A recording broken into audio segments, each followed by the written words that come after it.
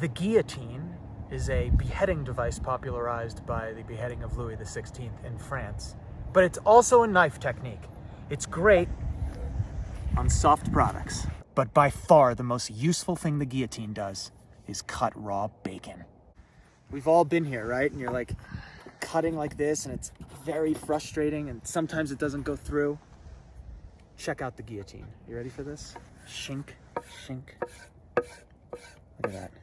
It's almost hard to believe. So the guillotine is great because it uses your blade to cut really soft and delicate objects.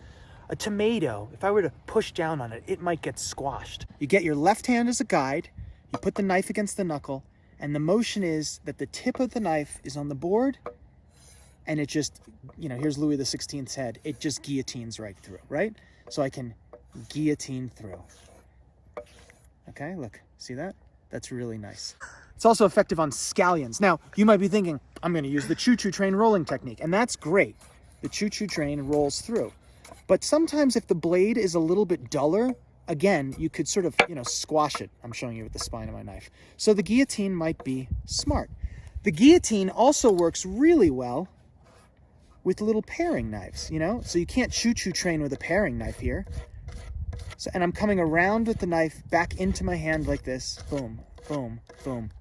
It's great because the blade is not going to dull, because the only thing the blade is hitting is the product of food, right? It's not rubbing on the cutting board. Bacon. It works great with a paring knife.